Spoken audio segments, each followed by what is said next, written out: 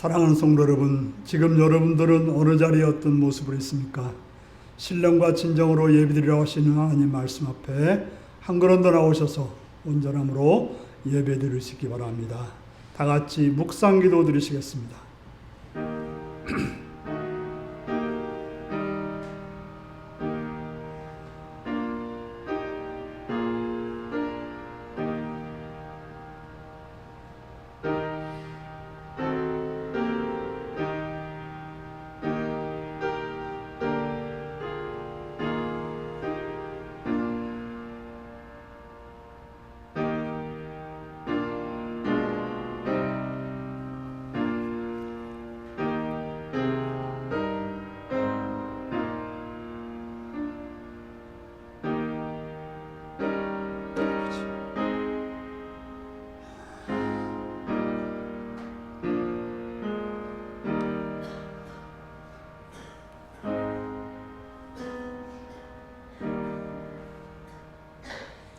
사도신경으로 우리의 신앙을 고백하시겠습니다. 나는 전능하신 아버지 하나님, 천지의 창조주를 믿습니다. 나는 그의 유일하신 아들, 우리 주 예수 그리스도를 믿습니다. 그는 성령으로 잉태되어 동정녀 마리아에게서 나시고 본디오 빌라도에게 고난을 십자가에 못 박혀 죽으시고 장사한 지 사흘 만에 죽은 자 가운데서 다시 살아나셨으며 하늘에 오르시어 전능하신 아버지 하나님 우편에 앉아 계시다가 거기로부터 살아있는 자와 죽은 자를 심판하러 오십니다. 나는 성령을 믿으며 거룩한 공교회와 성도의 계좌와 죄를 용서받는 것과 몸의 부활과 영생을 믿습니다. 아멘. 다 같이 29장 찬송을 부르시겠습니다.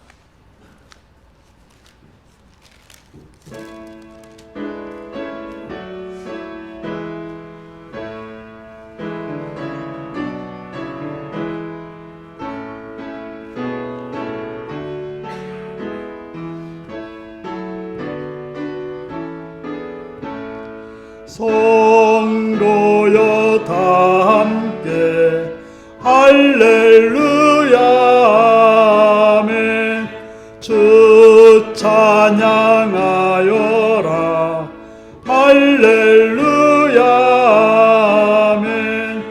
주 보좌 앞에서 택하신 은혜를 다 찬송하여라 할렐루야 아멘. 만문을 열어라 할렐루야 아멘. 온 하늘 울려라 할렐루야 아멘. 인도자 되시며 친구가 되신 주 그 사랑 끝없다 할렐루야 아멘. 주 찬양하여라 할렐루야 아멘. 찬양은 끝없다 할렐루야 아멘. 거룩한 집에서 은총 기리며 쓸 찬송 부르자 할렐루야 아멘. 이 시간 신미자 권사님 기도하시겠습니다.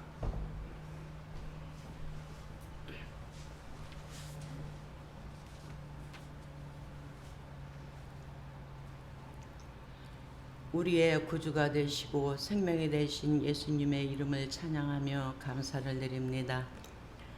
하나님, 금년 23년도 12월 달 마지막 달을 저희들에게 허락해 주셔서 오늘도 아버지 첫 주로 하나님 앞에 예배드리게 하심을 감사를 드립니다.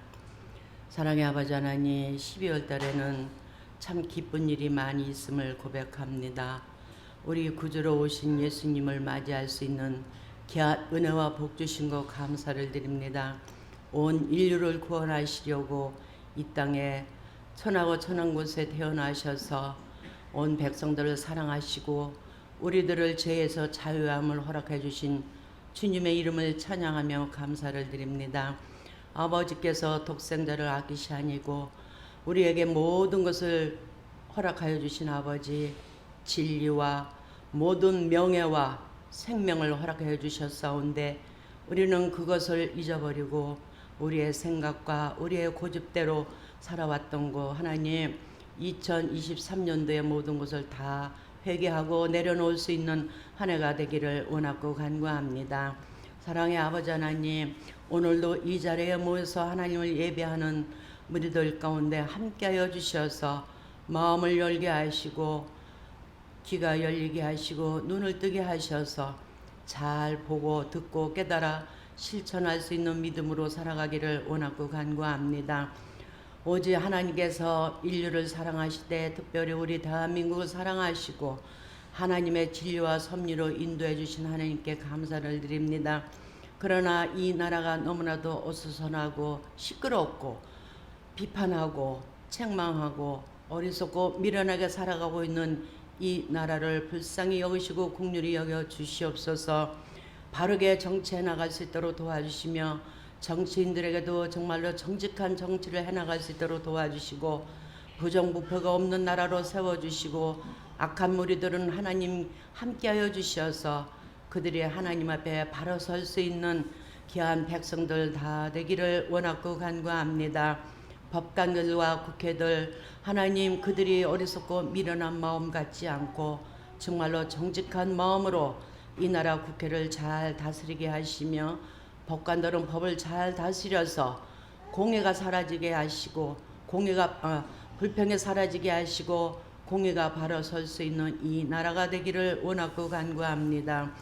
오늘도 온 세계에서 하나님의 교회를 통해서 찬양이 울려 퍼질 때에 아기 예수님을 기다리는 마음으로 찬양할 수 있도록 도와주시며 각자 마음속에 믿음의 분량대로 믿음을 허락하여 주시기를 원하고 간구합니다.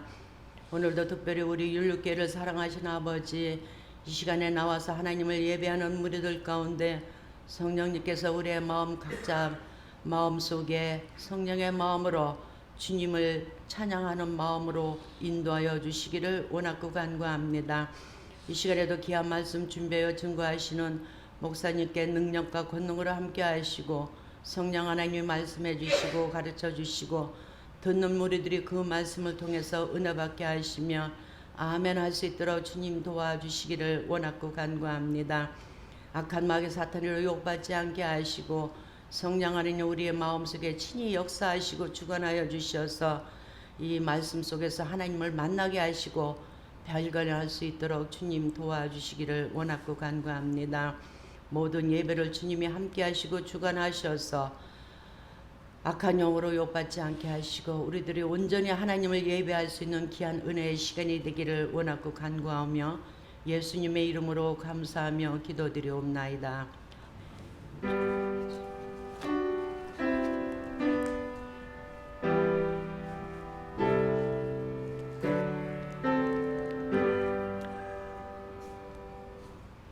이 시간 우리 주신 하나님 말씀은 누가복음 21장 20절에서 28절까지 말씀입니다.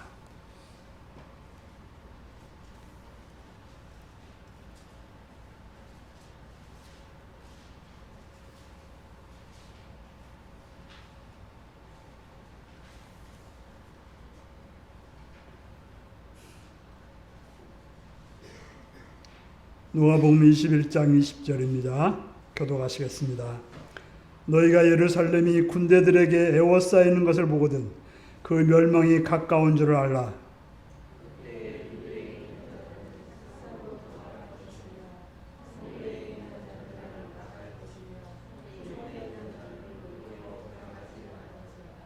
이날들은 기록된 모든 것을 이루는 징벌의 날이니라.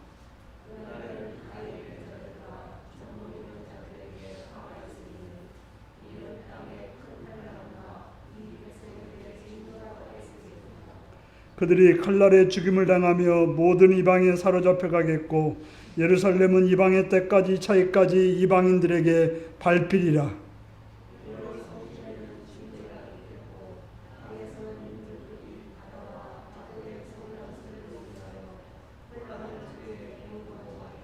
사람들이 세상에 임할 일을 생각하고 무서움으로 기절하리니 이는 하늘의 권능들이 흔들리겠습니다.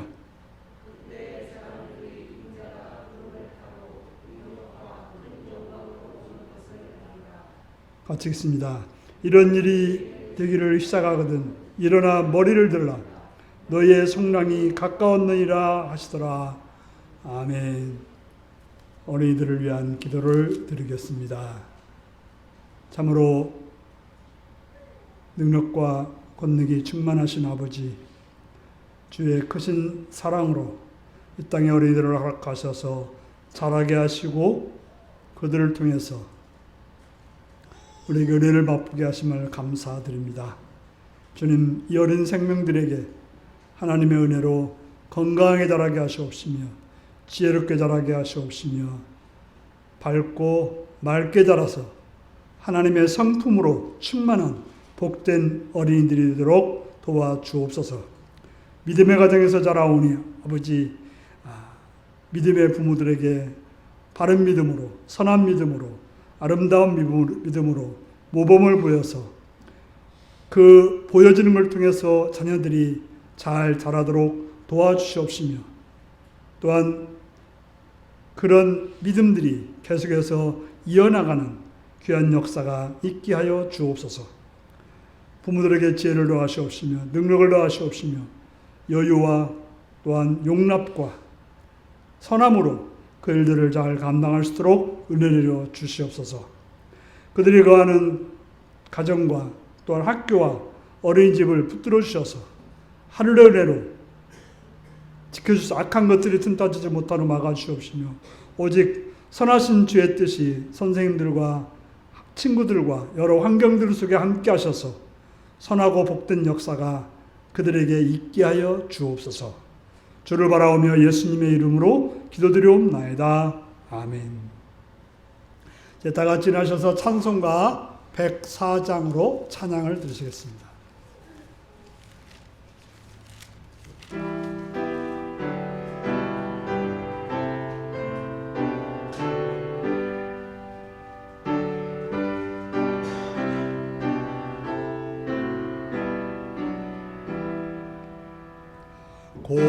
고도소서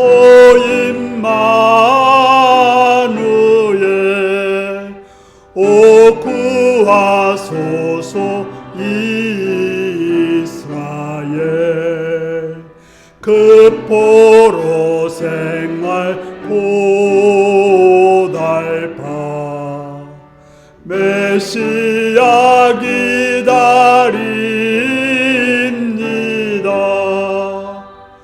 기뻐하라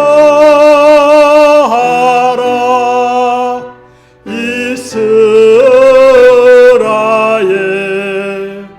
고도시리오 임마누엘 고도소서 지혜의 주 온 만물 질서 주시고 참 진리의 길 보이사 갈 길을 인도하소서.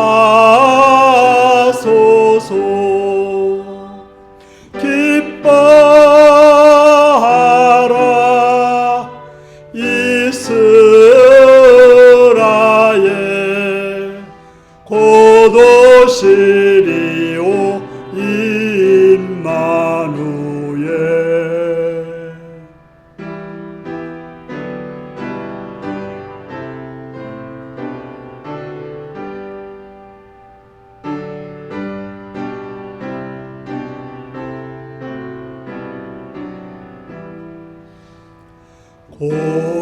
고도소서 소망의 주 만백성 한마음 이루어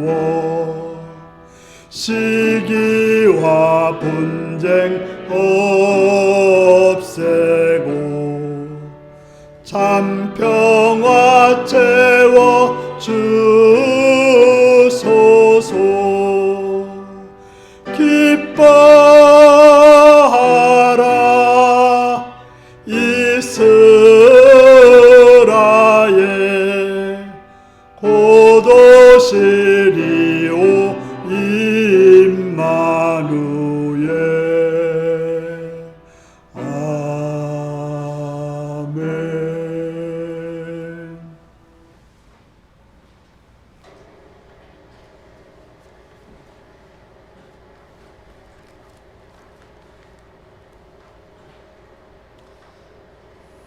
네, 사랑하고 축복합니다.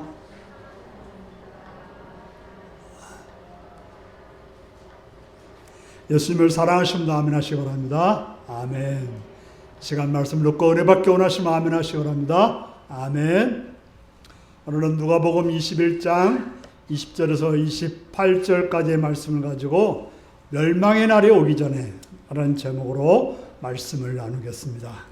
오늘 말씀 제목이 무엇입니까? 오늘부터 대강절이 시작됩니다. 대강절이라고 하는 것은 예수님을 기다리는 절기다라는 것입니다. 여러 번 말씀드리지만 이제 우리 1년의 절기가 바로 대강절로 시작되어서 대강절, 성탄절, 주연절, 그다음에 사순절, 그다음에 고난주간, 부활절, 오순절 이렇게 해서 이렇게 절기가 돌아갑니다. 이미 예수님은 오셔서 우리를 구원하시고 부활 승천하셔서 하늘 보좌에 계시지만 다시 오시겠다고 하셨기 때문에 우리는 그날을 기다리는 것입니다. 세상은 전쟁과 지진과 정쟁과 어둠의 많은 사건들이 벌어지고 있습니다. 이러한 때 우리는 어떻게 살아가야 할까요?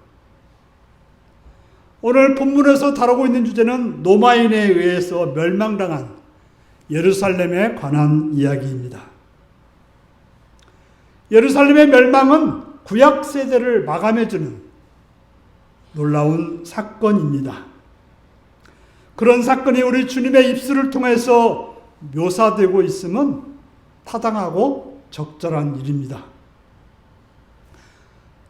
예루살렘 성전은 수세기 동안 하나님의 임재의 장소로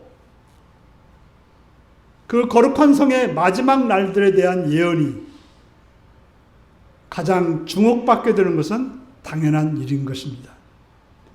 바로 이스라엘 백성들이 가장 귀하게 여겼던 예루살렘, 특별히 예루살렘 성전, 하나님의 임재에서 그들에게 말씀하셨던 그곳이 멸망된다고 하는 것, 주목받지 않을 수가 없는 것입니다. 우리는 본문에서 우리 주 예수 그리스도의 완벽한 지식에 유의해야 될 것입니다. 주님은 장차 예루살렘에 임한 비참한 사건들에 대한 두려운 광경을 보여주고 있습니다. 로마의 티투스라고 하는 장군의 군대가 그 성을 포위하기 전 40년 전에 거기에 따를 무서운 상황들을 예수님께서 상세하게 묘사해 주고 있는 것입니다. 연약하고 힘이 없는 여성들이 당하는 공격, 그리고 수많은 유대인들의 학살, 그리고 결국 이스라엘이 포로에 잡혀 열방 가운데 흩어져서 약 1800년 동안 그 거룩한 성이 이방인들에게 짓밟히게 될, 우리가 역사적으로 다 알고 있는 이 모든 일들을 우리 주님은 상세히 보고 계신 것처럼 우리에게 말씀해 주신 것입니다. 이러한 예지는 하나님의 속성 중에 하나입니다. 우리는 절대로 그럴 수 없습니다. 하루 동안에 무슨 일이 날지 모릅니다. 어떤 나라에 어떤 도시에 무슨 일이 날지 모릅니다.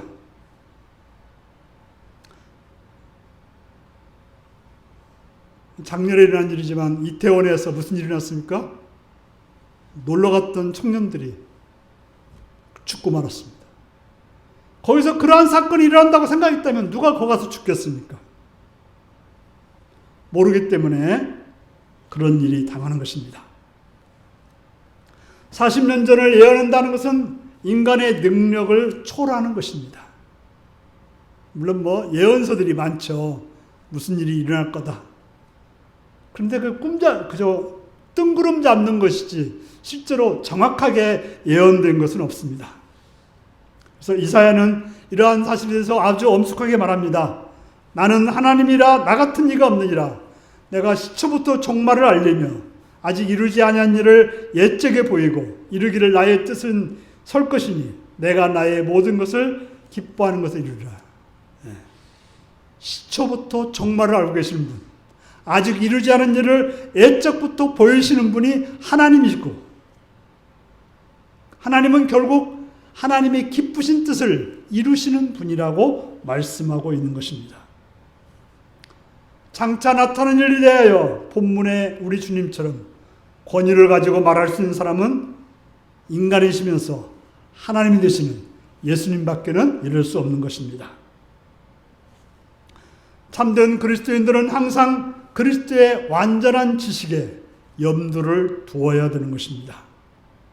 과거의 일과 현재의 일들, 그리고 장차에 되어질 일들이 우리를 상관하시는 자의 눈앞에서 벌거벗은 채로 드러나는 것입니다. 바로 예수님께는 우리의 과거와 현재와 미래의 모든 일이 다 드러나는 것입니다. 우리는 살다가도 젊었을 때 죄 지은 일을 회상할 때 교만하다가도 겸손하게 되는 것입니다. 현재의 연약함을 느끼게 될 때 우리는 걱정하게 됩니다. 장차 있을 환난에 대한 두려움이 우리를 낙심하게 만들기도 합니다. 그러나 이 모든 일을 주님께서 다 아신다고 생각할 때, 그 주님 우리의 주님이고 그 주님이 우리의 삶을 인도한다고 생각할 때 큰 위로가 되는 것입니다. 과거의 일이나 현재 일이나 장래 일들에 대하여 우리는 주님을 안전하게 의지할 수 있습니다. 우리에게 일어났던 일 가운데 그리스도가 오래전부터 모르고 계셨던 일은 아무것도 없습니다. 그렇다면 오늘 본문에서 깨닫고 알아야 될 것은 무엇일까요? 오늘 본문은 이중 구조로 되어 있습니다. 하나는 예루살렘이 이렇게 실제로 멸망한다는 사실을 보여주었습니다.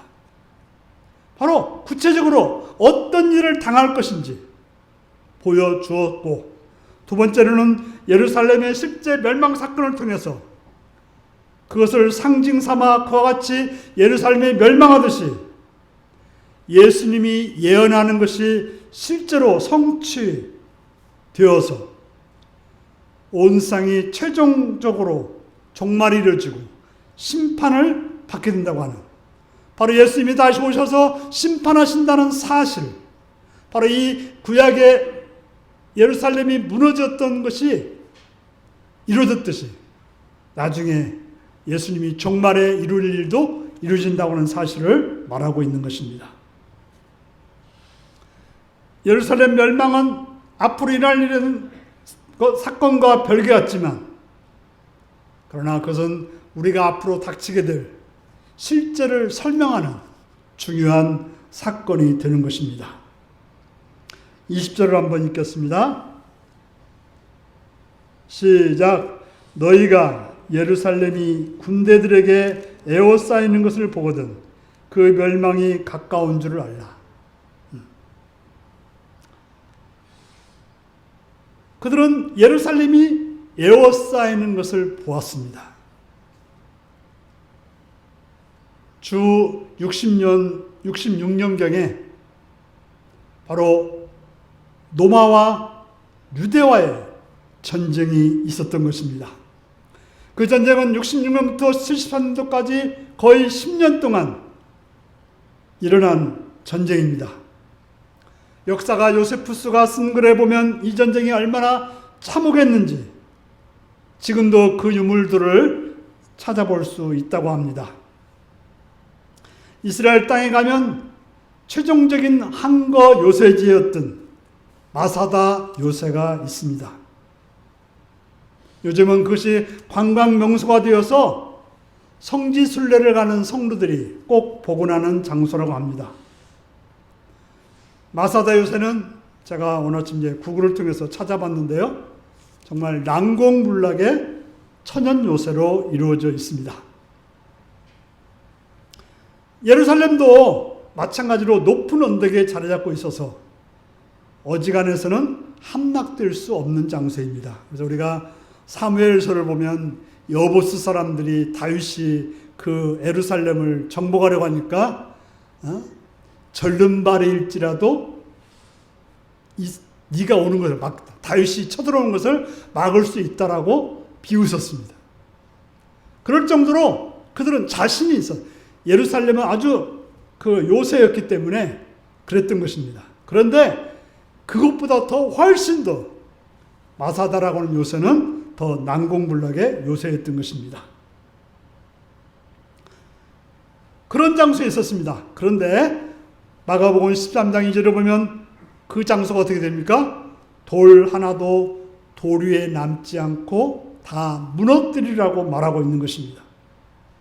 바로 예수님께서 무너질 예루살렘을 암시하면서 예언한 내용이 바로 그 내용인 것입니다. 또 마가복음 13장 3절에서 8절을 보면 예루살렘 멸망에 관해서 말씀하고 있습니다. 바로 그 예루살렘이 예수님의 예언처럼 공격을 당하게 되는 것입니다. 그런 전쟁의 발단은 예루살렘 성전 때문에 일어났습니다. 로마 총독이었던 플루루스라고 하는 장군이 성전 금고에 있던 보물을 훔쳐갔다고 하는 것입니다. 그 소식을 들은 유대인들은 금고의 돈의 가치보다도 하나님의 거룩한 성전을 침탈해서 거기에 있는 것을 훔쳐갔다는 사실에 대해서 참을 수가 없었던 것입니다. 왜 그렇습니까? 신성 모독으로 여겼던 것이죠. 그래서 그 당시에 젤롯 당이라고 하는 열심당원들이 있었어요. 우리가 이제 예수님의 제자 중에서도 열심당원 시몬이 있었지 않습니까? 바로 열심당원, 바라바도 역시 열심당원이라고 알고 있어요.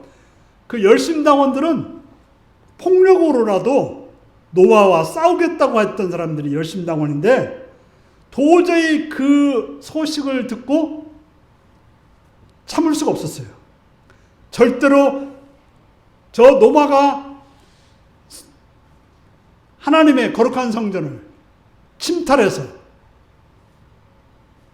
성전을 신성을 모독하는 일을 견딜 수 없다고 생각했습니다. 그래서 젤롯 땅의 수장격인 유다가 사람들을 동원해서 이때야말로 노마 정부와 맞서서 본격적으로 해방전쟁을 한다고 외쳤던 것입니다. 그것이 빌미가 되어서 무시무시한 전쟁이 일어나게 됩니다. 그런데 여기에다가 기름을 붓는 그런 사건이 하나 더 생겼습니다. 메나헴이라고 하는 이스라엘 사람 하나가 전쟁에 기름 붓는 행동을 했던 것입니다. 그는 로마의 행정관서를 습격해서 모든 유대인들의 빈문서를 약탈하고 불태우고 파괴하는 행동을 했던 것입니다. 그래서 그 소식을 들은 로마가 이거 놔둬서는 안 되겠다 해서 티투스라고 하는 거대 군단을, 장군이 이끄는 거대 군단을 파병하게 된 것입니다. 그래서 그 티투스 장군이 급하게 되었고 예루살렘은 그 장군에 의해서 함락되게 되었던 것입니다. 그런데 예루살렘은 함락되었지만 최종적으로 점령되지 못한 곳이 마사다 요새인 것입니다. 절벽 위에 세워진 난공불락의 요새였습니다.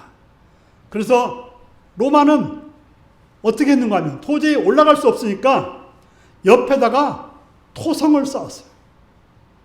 대단한 거죠. 그 높은 토성을 쌓아서 결국 그 토성을 통해서 마사도 요새에 들어가서 봤더니, 이겼다고 와서 들어가 봤더니 사실은 항복이 아니었던 것입니다. 마사도 요새 들어가 보니까 거는 유대인들이 다 자결했어요. 아이들까지도 다 죽었던 거예요. 그래서 그 끔찍한 유대 전쟁은 끝이 나고 말았습니다. 10년 가까이 걸쳐진 전쟁이었습니다. 그 전쟁의 핵심은 난공불락의 마사다 요새가 함락되었고 예루살렘 성전이 파괴되어 버렸던 것입니다. 그러면 이와 같은 전쟁이 실제적인 역사 속에 일어났던 이 사건이 성경에 기록된 이유는 무엇일까요? 그 전쟁을 말함으로 온 인류에게 어떤 상징을 보여주고 싶었던 것은 아니었을까요? 바로 예수님이 40년 전에 말씀하셨던 예언이 예루살렘 성전이 무너졌습니다. 또한 예수님은 부활하시고 승천하시면서 다시 오시겠다라고 말씀했습니다. 오셔서 심판하시겠다라고 여러 군데서 말씀하셨던 것입니다. 바로 예수님은 다시 오셔서 악한 자들을, 불순종하는 자들을 심판하실 것입니다. 그때 예수 믿는 자들에게는 어떤 소망을 주는 날이 될까요? 21절, 22절을 보겠습니다. 시작. 그때 유대에 있는 자들은 산으로 도망할 것이며 성내인 자들은 나갈 것이며 촌인 자들은 그리로 들어가지 말지어다. 이 날들은 기록된 모든 것이 이루어지는 징벌의 날이니라. 이 날들은 만나고 싶지 않은 날들이요. 피하고 싶은 날입니다. 누가 징벌의 날을 만나고 싶겠습니까? 물론 맞을 매는 미리 만나고 하지만 그 매니까, 몇 대 맞는 매니까 그렇죠. 그게 완전히 멸망하는 그걸 누가 맞이하고 싶겠습니까? 여기서 기록되었다고 하는 것은 구약에 기록된, 우리가 이제 스바냐서도 나오고 모든 예언서에 보면 멸망에 관한 이야기가 많이 나오고 있는데요. 바로 이 모든 것들이 이루어진다라고 말하고 있는 것입니다. 바로 예루살렘 성이 어떻게 무너진다고 말하고 있습니까? 예루살렘이 무너지는 말씀의 성취는 이제 우리의 역사의 끄트머리에 예수님이 오셔서 심판하신다는 사실을 강조하는 이야기입니다. 예루살렘의 멸망이 실제로 일어났던 것처럼 최종적으로 예수님이 다시 오셔서 온 인류를 판가름할 최종적인 심판도 일어날 것이라는 것을 증명해 주는 것입니다. 여러분들은 예수님이 다시 오심을 믿습니까? 다 잃어버리고 살죠. 다시 온다고 생각하고도 생각하지 않습니다. 그러나 분명하게 다시 오신다고 말씀하고 있는 것입니다. 그분이 오셔서 우리에게 믿는 자들에게는 안위와 성량과 소망을 주지만 그리스도를 받아들이지 않는 자들에게, 악을 행하는 자들에게는 심판이 기다리고 있음을 여러분들은 또한 알아야 되는 것입니다. 그것은 있을지 없을지 모르는 사건이 아니라 오늘 말씀을 통해서 그것이 실제로 일어난다는 것입니다. 예루살렘 성이 역사 속에서 실제로 무너진 것처럼 바로 앞으로 예수님의 오심이 실제로 일어난다고 하는 것입니다. 예수님은 다시 오시겠다고 말씀하셨고 그 일은 바로 예루살렘이 무너진 것처럼 그날도 실제로 일어날 것입니다. 그리고 예수님은 오셔서 믿는 자들에게는 구원을, 믿지 않는 자들에게는 심판을 주시는 것입니다. 주님이 다시 오시는 그날이 실제로 일어났다는 것을 예루살렘 성의 함락과 멸망을 통해서 예수님은 말씀해 주고 있습니다. 우리는 이제 그 역사적인 사건이기 때문에 상당히 막연합니다만, 루터 신학교 어느 교수의 논문에서는 예루살렘 성의 함락을 통해서 사실상 유대인의 삶은 몽땅 바뀌었다고 하는 것입니다. 그러니까 전쟁이라고 하는 것은 우리의 삶을 몽땅 바꿉니다. 지금 우크라이나나 이스라엘의 하마스나 그들의 삶은 완전히 바뀌어져 버렸습니다. 정치, 경제, 문화, 종교, 국방의 영역에서 모든 것이 다 갈아엎어져 버리는 것입니다. 그들이 지금까지 의지해왔던 모든 것들이 다 바뀌어져 버리는 것입니다. 우리도 일제 36년 때 어떤 일이 벌어졌습니까? 우리가 따르던 왕은 사라져버리고 나라는 우리를 보호하는 것이 아니라 우리를 약탈하는 곳이 되어버렸고, 6.25 때 공산 치하했을 때 어떤 일이 벌어졌습니까? 말도 편할 정도 없던 고통과 고난의 날이었던 것입니다. 바로 예루살렘이 멸망했을 때 이스라엘은 그들이 의지하고 그들이 바라고 원했던 일들이 다 무너졌듯이 최종적인 날에도 예수님의 심판을 통해서 우리가 지금 지키고 있는 모든 질서가 다 갈아엎어질 것입니다.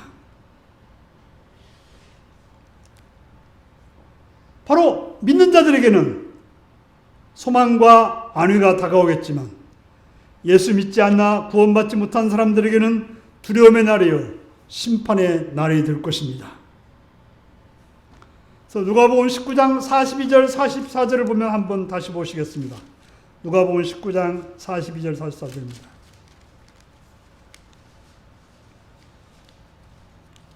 같이 읽습니다. 이르시되 너도 오늘 평화에 관한 일을 알았더라면 좋을 뻔하였거니와 지금 내 눈에 숨겨졌도다. 날이 이를지라 내 원수들이 두둔을 쌓고 너를 둘러 사면으로 가두고 또한 너와 및 그 가운데 있는 내 자식들을 땅에 메어치며 돌 하나도 돌 위에 남기지 아니하리니 이는 내가 보살핌을 받는 나를 알지 못함을 인함이라 하시니라. 사방이 원수들이 있고 또 어떤 일이 벌어져요? 내 자식들이 땅에 메어침을 당하는, 우리의 든든한 모든 것들이 돌 위에 돌 하나도 남지 않는, 바로 우리의 안식처가 사라지고 우리를 도와준 자들이 사라지고 바로 그들을 든든히 지켰던 마사다 요새가 무너졌던 것처럼 바로 심판 때 우리가 의지했던 모든 것들이 사라진다라고 말하고 있는 것입니다. 오늘 23절을 보면 아이벤자들과 젖먹이의 화가 있다고 말합니다. 당시 전쟁을 통해서 100만 명 정도가 죽었고 9만 7천 명 정도가 로마로 포로로 끌려갔다고 하는 것입니다. 100만이라고 하면 우리 용인시 인구가 한 110만 정도 되는데요. 대단한 인구입니다. 보니까 제가 있던 고향 전라북도가 이제 한 200만 좀 넘는다고 그래요. 근데 100만 명이 죽었다.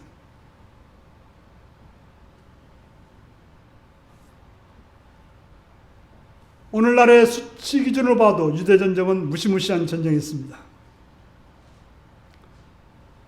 바로 역사가들은 어마어마한 전쟁이었다고 말하고 있습니다. 그 흉폭함과 잔인함, 그 무서움 앞에 유대인들은 얼마나 전율스러웠을까요? 10년 가까이 일어난 전쟁으로 70년경에 로마의 티tus 장군에 의해서 예루살렘이 공격을 받고 무너진 것은 세계사적인 사건이었습니다. 유대인들의 삶은 완전히 다 무너져 버렸습니다. 그들이 지금까지 지켜왔던 모든 질서는 다 흐트러져 버렸습니다. 그래서 26절에 보니까 뭐라고 합니까? 그 상황이 너무나 끔찍하고 두려워서 도저히 감당이 안 되어 기절한다고 말하고 있습니다. 그러나 27절에 보면 뭐라고 말하고 있습니까? 27절 읽습니다. 시작. 그때 사람들이 인자가 구름을 타고 능력과 큰 영광으로 오는 것을 보리라. 바로 인자가 구름을 타고 능력과 큰 영광으로 오는 것을 보리라. 왜 이야기하면서 이야기를 하고 있는 것일까요? 능력과 큰 영광은 최종적인 심판을 설명할 때 쓰는 용어라고 합니다. 실제로 예루살렘의 멸망도 암시하지만 마지막 멸망도 암시하는 내용입니다. 25절에 보면 1월 성신의 징조가 있겠다고 말합니다. 우리가 아침 되면 해가 뜨고 저녁이면 달이 뜨고 별이 뜨고 모든 것이 그저 매일같이 반복되지만 주님의 심판 때는 그 모든 것들이 흔들리고 무너진다라고 말하고 있습니다. 그래서 혼란 중에 곤고하리라고 말하고 있습니다. 모든 기초가 흔들리는 날이 올 거라고 말하고 있습니다. 예루살렘이 무너진 것처럼 마지막 날에도 그렇게 될 거라고 말하고 있습니다. 그런데 28절에 뭐라고 말합니까? 28절 읽습니다. 시작. 이런 일이 되기를 시작하거든 일어나 머리를 들라 너희의 속량이 가까웠느니라 하시더라. 이런 멸망의 날이 올 때 우리 믿는 자들은 뭘 하라고요? 두려워 벌벌 떠는 것이 아니라 머리를 들라고 말하고 있습니다. 우리가 이제 춘향전을 보면 그런 이야기가 나와요. 이제 춘향이가 변학도에게 잡혀가지고 막 수청을 들라고 하니까 그럴 수 없다고 하니까 고문을 받지 않습니까? 그때 무슨 일이 벌어져요? 암행하사 출대하에서 누가 와요? 이몽룡이 와요. 근데 이제 춘향이는 모르잖아요. 근데 이몽룡이 와서 뭐라고 그래요? 고개를 들라. 그러죠. 뭐예요? 구원의 날이 온 거죠. 바로 너희는 고개를 들라고 말씀하시는 것은 하나님의 백성들에게는 희망과 구원의 메시지라고 하는 것입니다. 바로 구부러진 것을 펴라고 하는 것입니다. 누가복음 13장 11절을 보면 18표 동안이나 귀신 들려서 꼬부라져 조금도 펴지 못한 여자가 있었는데 예수님은 그를 만나서 어떻게 합니까? 펴게 하고 하나님께 영광 돌리는 삶을 살게 했던 것입니다. 머리를 들라는 말은 구속 속량의 날이 가까웠음을 말하고 있는 것입니다.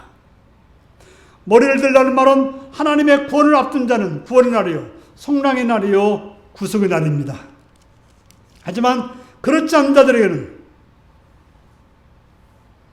약속대로 살지 못한 자들에게는 하나님의 약속을 거부한 자들에게는 처벌의 날이요 심판 날이 되는 것입니다. 사랑하는 성도 여러분, 여러분은 다시 오실 주님으로부터 내 머리를 들라는 말을 듣는 날이 되시기를 바랍니다. 그날이 소망의 날이 될 수 있기를 바랍니다. 이 땅에서 세상에 위해서 웅크리고 구부리고 살고 있지만 주님 오실 때 그렇게 고개를 들고 주님 앞에 서야 하지 않을까요? 우리 주 예수 그리스도께서 최종적으로 이 땅에 오셔서 내 머리를 들라고 하는 순간이 오기 위해서 오직 예수 그리스도의 말씀을 따르고 그 말씀에 순종함으로 그때 모든 공부했던 삶의 질서와 기초가 완전히 뒤바뀌는 그런 새로운 날을 하나님의 날을 맞이하시는 복된 여러분들이 되시기를 바랍니다. 기도하시겠습니다. 사랑하는 성도 여러분, 주님이 오셔서 여러분들에게 고개를 들라고 할 때 그 주님의 얼굴이 반가운 얼굴이 되고 기쁨의 얼굴이 되도록 지금을 잘 사는, 지금을 바르게 사는 삶이 되기 위해서 다 같이 기도하시겠습니다.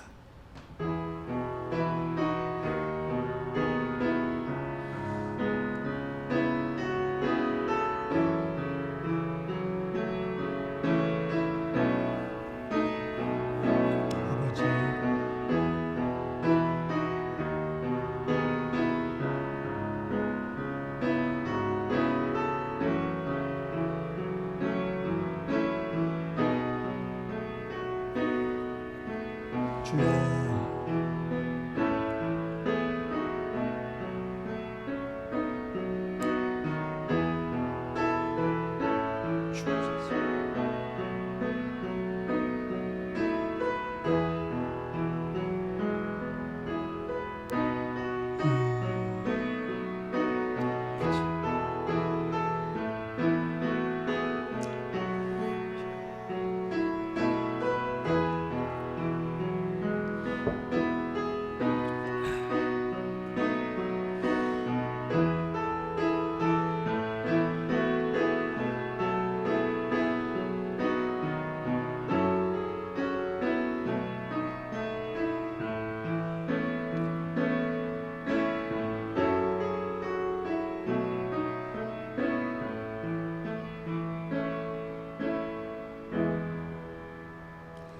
자비로우신 아버지, 주의 이름을 찬양하며 감사드립니다.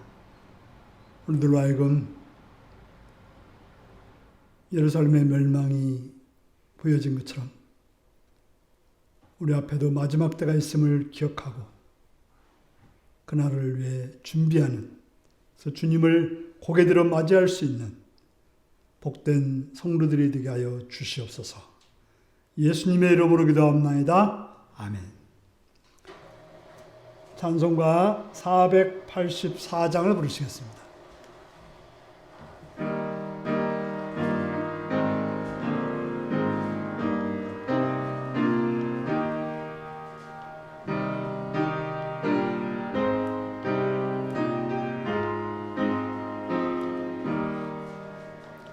내 맘에 주여 소망 되소서. 주 없이 모든 일 헛되어라. 밤에나 낮에나 주님 생각, 잘 때나 깰 때 함께 하소서. 지혜의 주여 말씀으로서 언제나 내 안에 계십소서. 주는 내 아버지, 나는 아들. 주 안에 내가 늘 함께하네. 세상의 영광 나 안 보여도 언제나 주님은 나의 기여. 주님만 내 맘에 계시오니 영원한 주님 참 귀하셔라. 영원한 주님 내 승리의 주, 하늘의 기쁨을 주옵소서. 어떠한 고난이 닥쳐와도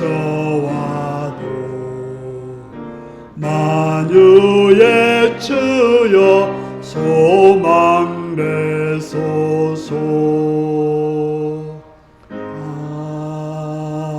아멘.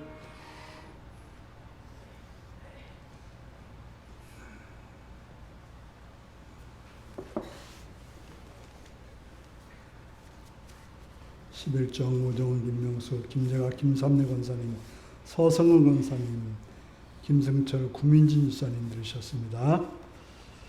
감사한금 은혜 풀어주셔서 감사합니다. 오정훈, 김명수, 정충원, 이수종 집사님, 최영근 집사님 들으셨고요.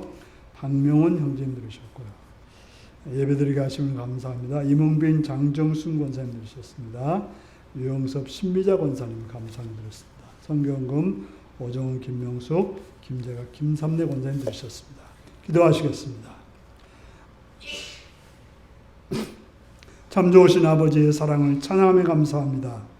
우리에게 은혜 주셔서 이 시간도 주 앞에 나와서 예배드리며 물질들을 헌신하게 하심을 감사합니다.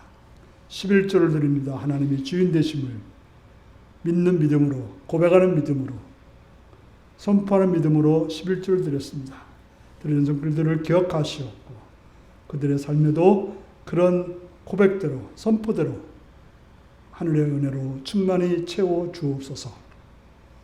또 여러 가지 감사의 제목을 가지고 감사하는 성도들이 있습니다. 그들의 감사를 기억하시며 그들의 감사를 받아주시옵시며 그들의 감사가 더욱더 넘치는 그런 감사로 나타나게 하여 주옵소서.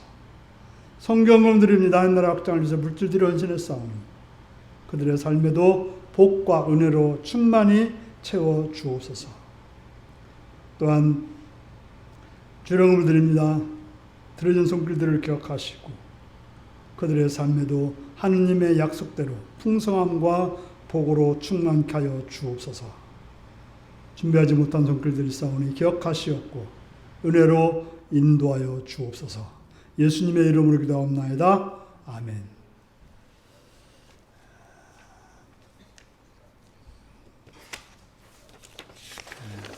특별한 광고 없습니다. 다 같이 나셔서 635장 부르시겠습니다.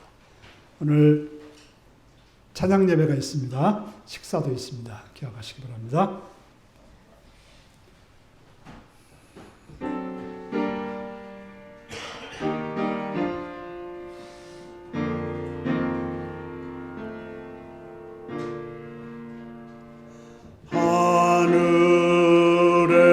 하늘에 계신 아버지 이름 거룩하사 주님 나라 임하시고 뜻이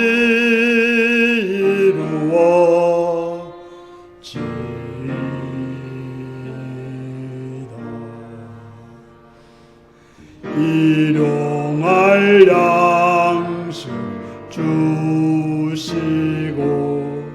우리들의 큰 죄 다 용서하옵시고 또 시험에 들게 마시고 악에서 구원하소서. 대개 주의 나라 주의 권세 주의 영광 영원히 아멘.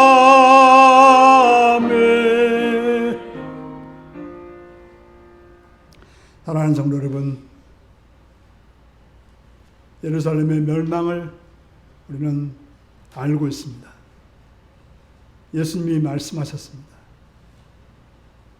우리의 마지막 때도 있음을 기억하시고 그때 고개를 들어 주님을 맞이할 수 있는 그런 삶이 되기 위해서 오늘도 내일도 사시기 바랍니다. 지금은 주 예수 그리스도의 은혜와 하나님 아버지의 극진하신 사랑과 성령의 감동하시고 감화하시고 함께하시고 충만하신 역사가 마지막 날에 주님의 오심을 고개 들어 맞이할 수 있는 삶이 되기로 결단하는 성도들과 그 가정과 일터에 지금부터 영원토록 함께하옵기를 축원하옵나이다. 아멘.